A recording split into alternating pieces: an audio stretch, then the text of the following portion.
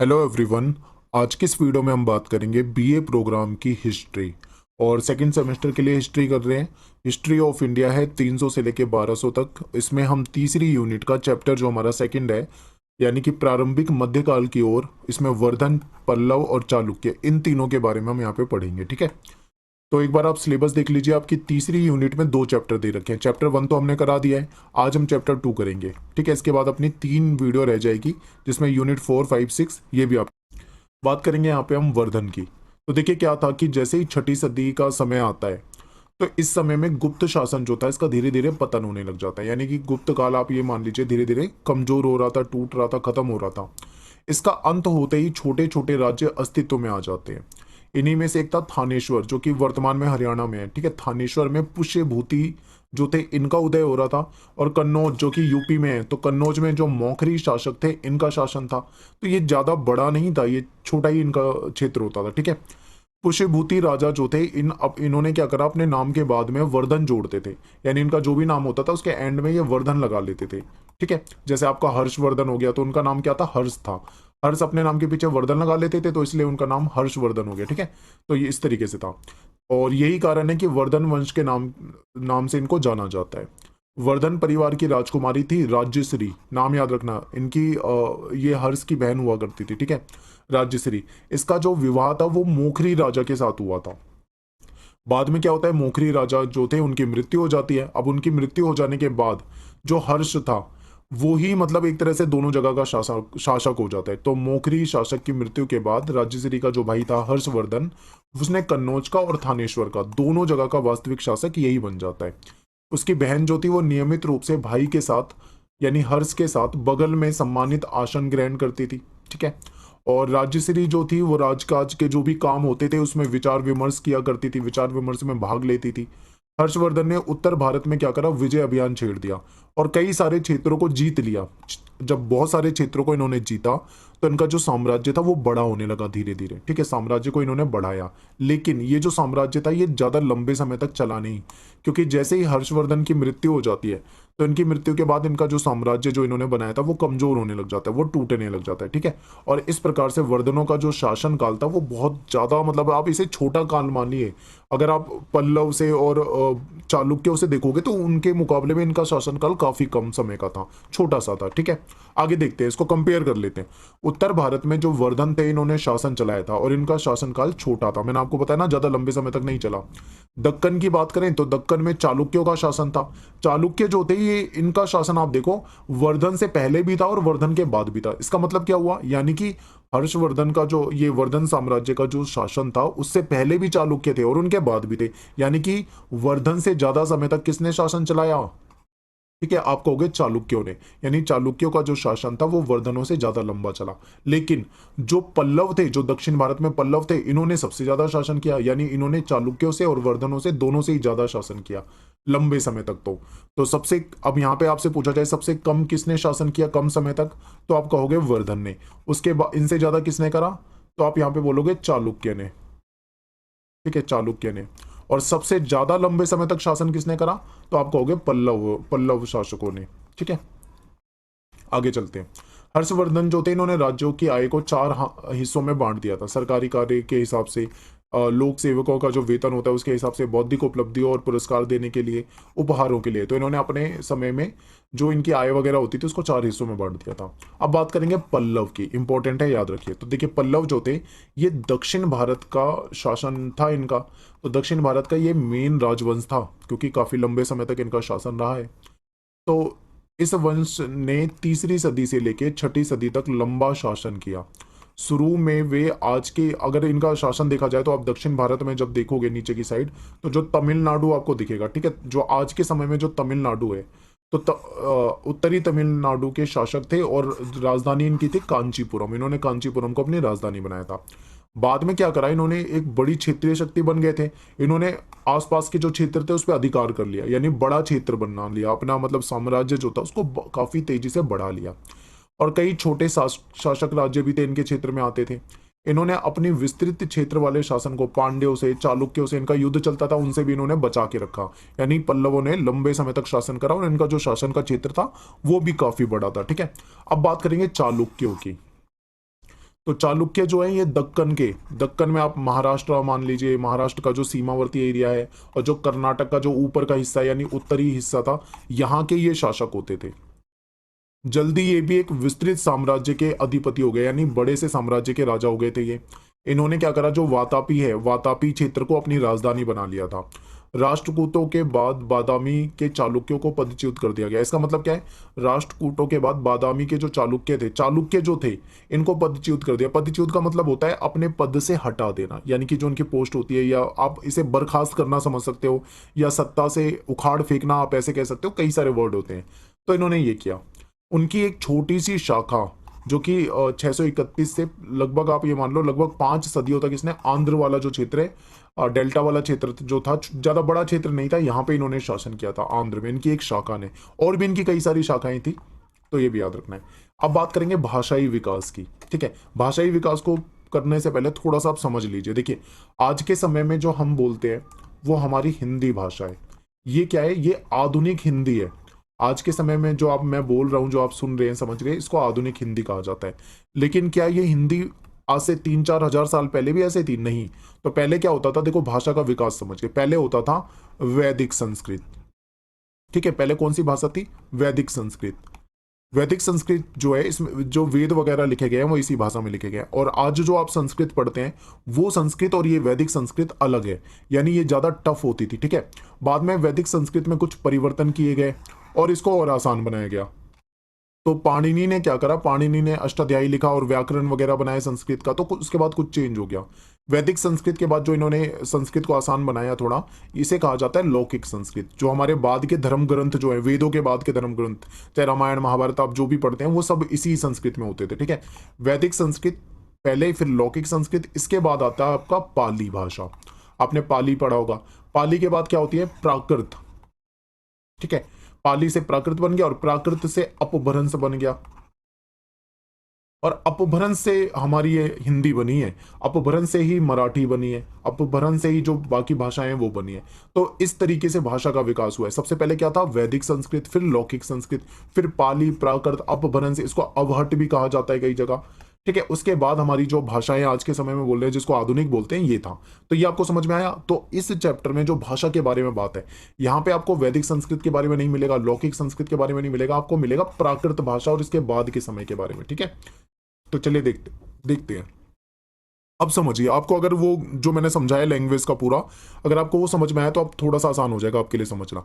आरंभिक मध्यकाल अनेक भाषाओं के विकास का काल माना जाता है। ठीक है, अगर हम बात करें लगभग 600 ईस्वी के मध्य, तो भारतीय आर्य भाषाओं का तीसरा चरण जो था, प्राकृत भाषाओं का उद्भव और विकास हुआ था। अब प्राकृत कौन सा है? ये वाला। ठीक है, तीसरा चरण इसको मानिए आप, क्योंकि ये एक चरण हो गया, ये दूसरा चरण हो गया, इस तरीके से ये आगे का तीसरा चरण हो जाता है। तो प्राकृत भाषा की बात चल रही है, यहाँ पे इसके उद्भव और विकास शुरू हुआ था। प्राकृत भाषा में बात करें तो इस समय में कौन सी भाषाएं थी? देखिए, यही भाषाएं रहती हैं, वैदिक संस्कृत, लौकिक संस्कृत, फिर पाली, इसमें भी आपको वैदिक संस्कृत दिखेगी। तो इसी तरीके से इसमें प्राकृत भाषा में भी आपको जो पुरानी आर्य भाषाएं होती थी, जो वैदिक संस्कृत वगैरह होती थी, वो इसमें शामिल होती थी। ठीक है, फिर मध्य भारतीय आर्य भाषाओं की बात करें तो उसका तीसरा चरण जो था, उसको जो भाषाविद है उन्होंने अपभ्रंश का नाम दिया। ठीक है, अपभ्रंश, यानी प्राकृत के बाद क्या आया? अपभ्रंश आया। अपभ्रंश का मतलब है बिगड़ा हुआ रूप, यानी जो लैंग्वेज थी उसका रूप और ज्यादा बिगड़ गया था, और इसी से हिंदी और मराठी बनी। यानी अपभ्रंश जो मैं आपको बता रहा था, अपभ्रंश से ही फिर हमारी आधुनिक हिंदी बनी है, इसी से मराठी वगैरह ये जो लैंग्वेज है ये बनी है। और ये नई भाषाएं हैं, ये जो हिंदी हो गई, मराठी है, नई भाषाएं हैं, इसको आधुनिक भाषा इसीलिए कहते हैं। ठीक है, संस्कृत की बात अगर हम करें तो संस्कृत, देखिए क्या, संस्कृत जो है प्राचीन भाषा है, पुराने समय से है। तो संस्कृत जो थी वो साहित्य और धर्म की भाषा होती थी, क्योंकि आपको जितने भी धार्मिक ग्रंथ मिलेंगे प्राचीन, सारे संस्कृत भाषा में मिलेंगे। ठीक है, चाहे वो वेद मिलेंगे आपको वैदिक संस्कृत में, उसके बाद के जो ग्रंथ मिलते हैं वो लौकिक संस्कृत में मिलते हैं, लेकिन भाषा तो संस्कृत ही रहती है। यानी संस्कृत जो है वो साहित्य की भी भाषा थी और धर्म की भी भाषा थी। और राज्य की जो कार्यालय, यानी जो ऑफिशियल लैंग्वेज होती है, वो भी भाषा संस्कृत हुआ करती थी। प्रारंभिक मध्यकाल में जैन धर्म के थे, ये भी संस्कृत के पक्ष में थे। इन्होंने अपनी ये अर्धमागधी जो प्राकृत भाषा होती थी उसमें लिखा करते थे। ठीक है, प्राकृत में, लेकिन उन्हें इस भाषा को छोड़कर संस्कृत के पक्ष में थे, इसका ये त्याग करने लगे थे। ठीक है, फिर बात करें संस्कृत की आगे और बात करते हैं तो साहित्यिक भाषा के रूप में हम देखें तो फिर बाद में कन्नड़ भाषा, तेलुगु भाषा, ठीक है, दक्षिण भारत के अगर साइड जाते हैं आप दक्षिण भारत की साइड आते हो तो यहाँ पे आपको फिर तेलुगु, कन्नड़, तमिल वगैरह यही देखने को मिलती है। तो साहित्यिक भाषा के रूप में कन्नड़ और तेलुगु के आधार पे तमिल का लगातार विकास हो रहा था, ठीक है। तो दक्षिण भारत में देखिए कौन कौन सी भाषा का विकास हो रहा था, कन्नड़ का, तेलुगु का, तमिल का। तमिल के विकास को भक्ति आंदोलन से ज्यादा बढ़ावा मिला था, क्योंकि आपको पता है जो अलवार और जो नैनार संत थे दक्षिण भारत के, ये संत क्या करते थे, ये इधर उधर घूमते थे, अपने इष्ट की स्तुति में गीत गाते थे, गीत रचा करते थे। तो कौन सी लैंग्वेज यूज करते थे, तमिल भाषा यूज करते थे। तो जो भक्ति आंदोलन था उससे तमिल भाषा को और ज्यादा मतलब प्रोत्साहन मिला। साहित्यिक अगर स्रोतों को देखें तो हमको ये पता लगेगा कि जो राजकीय संरक्षण है और जो शाही सहयोग है वो कन्नड़ को मिल रहा था, यानी कन्नड़ भाषा को राजा भी पसंद कर रहे थे। इसको उन्होंने अपनी ऑफिशियल लैंग्वेज भी बनाया था, कई जगह पे साहित्यिक भाषा बनाया था। तो कन्नड़, तमिल वगैरह जो है दक्षिण भारत में फल फूल रही थी, ठीक है। तो ये आपको याद रखना है। अब बात करेंगे धर्म की। तो धर्म की बात करें तो यहाँ पे वैष्णव और शैव संप्रदाय, ठीक है, ये महत्वपूर्ण थे। शैव संप्रदाय जो था वो वैष्णव से आगे चल रहा था। दक्षिण भारत की बात करें तो यहाँ पे तमिल भाषा जो थी वो भक्ति आंदोलन का जबरदस्त बोलबाला था। आपको मैंने बता दिया था जो अलवार और नैनार संत थे वो तमिल भाषा का यूज किया करते थे, ठीक है। तो ये शक्तिशाली धार्मिक आंदोलन का केंद्र बन चुका था। नैनार संत और अलवार संत जो थे, इन दोनों ने ही कौन सी भाषा का पक्ष लिया था, तमिल भाषा का, याद रखना है, तमिल भाषा के समर्थक थे। इन्होंने अपने संप्रदाय के प्रसार के लिए कई सारी यात्राएं की थी। जो इनके प्रतिद्वंदी होते थे उनसे वाद विवाद करते थे, ये नृत्य करते थे, गीत गाते थे, और जो गीत रचा करते थे वो तमिल भाषा में रचा करते थे। इन्होंने राजाओं और जनता को भी अपने पंथ में धर्मांतरित कर लिया, यानी राजा भी इनके पक्ष में आ जाते थे, जनता भी इनको मानने लगी थी। भक्ति भावना ने अन्यायपूर्ण, जो उस समय में क्या था, जाति प्रथा थी, जाति व्यवस्था में छुआछूत और ये समस्या थी। तो जो भक्ति भावना जो थी उसने जाति व्यवस्था के कठोरता को कम किया, क्योंकि भक्ति भावना में ही इन सब चीजों को इग्नोर किया जाने लगा था। बौद्ध धर्म से राजकीय संरक्षण धीरे धीरे समाप्त हो रहा था। पहले क्या था, एक समय में बौद्ध धर्म को राजाओं का संरक्षण बहुत मिलता था, जो कि इस काल में धीरे धीरे कम होता जा रहा था। मैत्रक राजा जो थे इन्होंने बौद्ध धर्म को संरक्षण दिया। नालंदा जो यूनिवर्सिटी थी, जो बौद्ध शिक्षा का केंद्र होता था, आपको पता है पूरी दुनिया में ये फेमस यूनिवर्सिटी थी, प्राचीन यूनिवर्सिटी है। गुजरात और राजस्थान के क्षेत्र की बात करें तो जैन धर्म यहाँ पे काफी था, लेकिन धीरे धीरे यहाँ से भी राजा इसको छोड़ते जा रहे थे, यानी राज के संरक्षण हट रहा था। लेकिन ये फेमस बहुत थी, जैन धर्म फेमस था लोगों के बीच में यहाँ पे गुजरात और राजस्थान में, ठीक है। फिर संक्रमण के इस काल में पश्चिमी तट और सिंध से इस्लाम का आगमन होने लगा, क्योंकि इस्लाम भी सातवीं सदी के आसपास आने शुरू हो गया था। पूर्वी तट और पश्चिमी तट में ईसाई समुदाय जो थे उनका भी फैलाव धीरे धीरे होने लगा था। तो ये कुछ बदलाव हो रहे थे, ठीक है। ये बदलाव धर्म के मामले में है जो आपको देखने हैं। वैष्णव और शैव संप्रदाय तेजी से बढ़ रहे थे। तमिल भाषा का अलवार और नैनार संतों के द्वारा भक्ति आंदोलन में खूब यूज किया जा रहा था, तमिल भाषा मेन होती जा रही थी। फिर क्या था, जाति व्यवस्था की कठोरता कम होने लगी थी धीरे धीरे। बौद्ध धर्म और जैन धर्म से जो राजकीय संरक्षण था वो धीरे धीरे कम होने लगा था, ठीक है। और इस्लाम का भी आगमन होने लगा था, ईसाइयों का भी फैलाव होने लगा था। तो ये कुछ धार्मिक बदलाव हो रहे थे। अब बात करेंगे कला और स्थापत्य की। स्थापत्य कला की अगर हम बात करें तो इसमें दो इसके मुख्य रूप थे। एक तो था शैल स्थापत्य, यानी इसमें क्या होता था, जो चट्टानें होती थी, जो पहाड़ होते थे, शिला होती थी, उसको काट कर गुफा बना देना, मूर्ति बना देना, मंदिर बना देना, एक तो ये था। और इसके बाद शैल स्थापत्य के बाद आती है संरचनात्मक स्थापत्य। इसमें क्या होता है, ईंट वगैरह से मंदिर बनाए जाते हैं, ठीक है, यानी इसमें पहाड़ को नहीं काटा जाता। तो इसको समझते हैं आगे। शैल निर्मित मंदिर या मठ आमतौर पर पहाड़ी या फिर जो खड़ी हुई चट्टानें होती थी इनको काटकर कृत्रिम गुफाओं जैसा बनाया जाता था, ठीक है, यानी कि एक आर्टिफिशियल गुफा जैसा होता था ये। और ये संरचनात्मक जो स्थापत्य होते हैं उससे बिल्कुल अलग होता है, क्योंकि ये नेचुरल रूप से जो पहाड़ वगैरह होते थे उसको काट के बनाया जाता था। इन दोनों के कालक्रम का विस्तार आप देखोगे तो अलग अलग समय में आपको दिखेगा। शैल स्थापत्य का आरंभ जो है वो प्राचीन समय से यानी मौर्य काल में ही शुरू हो चुका था, ठीक है। और इसका सर्वाधिक जो सक्रिय रूप है वो आपको 5वीं सदी में दिखेगा। और सबसे बेस्ट एग्जांपल है अजंता और एलोरा की गुफाएं। आप कभी ना यूट्यूब पे सर्च करना, बहुत ही खूबसूरत है अजंता और एलोरा की जो गुफाएं हैं, वहां पे आपको पता लग जाएगा। यानी ये प्राचीन समय से ही शुरू हो गया था, मौर्य काल से, और बाद में चलता रहा। फिर संरचनात्मक मंदिरों के विकास की अगर हम बात करें तो ये जो शैल स्थापत्य है, जब इसका अंत हो जाता है, यानी जब ये वाला सिस्टम खत्म हो जाता है शैलों को काट के बनाने वाला, तब शुरू होता है संरचनात्मक मंदिरों का विकास।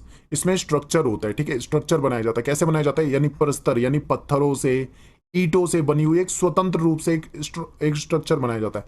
यानी पत्थर और एक खाली जमीन थी, वहां पे पत्थरों से, ईंटों से इन्होंने क्या करा, एक स्ट्रक्चर तैयार कर दिया और बाद में उसमें चाहे वो जो भी उसको शेप देते हैं इस तरीके से बनाया जाता था। मध्यकालीन मंदिर अनेक विशेषताओं से युक्त एक ढांचे होते थे, उनकी कई विशेषता होती थी। गुप्त काल में गर्भगृह जो होते थे, यानी जो मंदिर में जो छोटा सा हिस्सा होता था, उसकी सपाट छतों पे बाद में शिखर जोड़े गए थे। यानी उनकी छत जो होती थी पहले ऐसी होती थी सपाट, बाद में वहां पे फिर इस शेप के शिखर वगैरह जोड़े जाने लगे थे। ठीक है। विज्ञान के क्षेत्र में विकास, इसको देखते हैं। चिकित्सा की बात करते हैं सबसे पहले। तो देखिए, आयुर्विज्ञान की बात करें तो वाघभट्ट जो है बहुत बड़े विद्वान थे, और वाघभट्ट नाम के दो आयुर्विज्ञानी हुए हैं, तो कंफ्यूज नहीं होना। जो पहले थे उन्होंने अष्टांग संग्रह नाम की पुस्तक लिखी थी। दूसरे वाघभट्ट जो थे इन्होंने अष्टांग हृदय संहिता नाम से एक ग्रंथ लिखा था। दोनों ही जो थे वो बौद्ध धर्म को मानने वाले थे। नालंदा और विक्रमशिला में जो आयुर्विज्ञान की जो अध्ययन होता है इन्होंने मनोयोग पूर्वक होता है यहाँ पे। ठीक है। और इनकी जो रचनाएं हैं वहां पे मिलती हैं। इसके बाद बात करते हैं गणित और खगोल शास्त्र की। तो विज्ञान के क्षेत्र में ब्रह्मगुप्त गुप्त जो हैं इस साल के सबसे सर्वश्रेष्ठ व्यक्ति हैं। इस साल का मतलब है इस काल, यहाँ पे टाइपिंग की मिस्टेक है, यानी इस काल की, जिस काल की हम बात कर रहे हैं इस समय में ब्रह्मगुप्त जो थे ये सबसे बेहतरीन सर्वश्रेष्ठ खगोल शास्त्री मान लो आप, इनको गणितज्ञ मान लो, ये थे। इन्होंने गणित में बहुत ही महत्वपूर्ण योगदान दिया था। जो नेगेटिव संख्या होती है, माइनस वाली नकारात्मक संख्या है, इन्होंने उसको मान्यता दी और दुनिया में पहले व्यक्ति थे जिन्होंने नेगेटिव संख्या को भी मान्यता दी थी। इन्होंने जो नेगेटिव संख्या होती है उसके लिए ऋण यानी माइनस, और जो पॉजिटिव होती है उसके लिए धन यानी कि प्लस का रूप प्रस्तुत किया था। ठीक है। जो नेगेटिव है उसको माइनस से दिखाएंगे और जो पॉजिटिव है उसको प्लस से दिखाएंगे। पाइथागोरस की जो थ्योरम थी, जो थ्योरम आपने पढ़ी होगी, ये इसको प्रमाणित करने की उनकी एक विधि के बारे में 17वीं सदी तक लोग अनजान रहे, उनको पता ही नहीं था। इन्होंने पाइथागोरस के प्रमेय के जो आपकी थ्योरम थी उसको प्रमाणित करने के लिए एक विधि बताई थी, जिसके बारे में लोगों को उस समय में जानकारी नहीं थी, बाद में जाके वो जानकारी लगी थी। आर्यभट्ट के समान ही ब्रह्मगुप्त जो है ये भी एक खगोल शास्त्री थे। इन्होंने एक वेधशाला की स्थापित की थी। इसमें इन्होंने सूर्य ग्रहण, चंद्र ग्रहण और ग्रहों के साथ उनका क्या संबंध होता है, तारों के साथ उनका क्या संबंध है, इस पे ये क्या कर रहे थे, कार्य कर रहे थे, इस पे रिसर्च वगैरह करते थे। तो यहाँ पे अपना ये जो चैप्टर है खत्म हो जाता है। इस चैप्टर को समराइज तरीके से मेन मेन सारी चीजें मैंने आपको कराई है। पेपर में जो क्वेश्चन बनेगा वो इन्हीं में से बनेगा। तो अगर आप वीडियो ध्यान से देख के जा रहे हैं तो आपको लिखने में कोई दिक्कत नहीं आएगी। मिलते हैं नेक्स्ट वीडियो में। Thanks for watching. जय हिंद, जय भारत।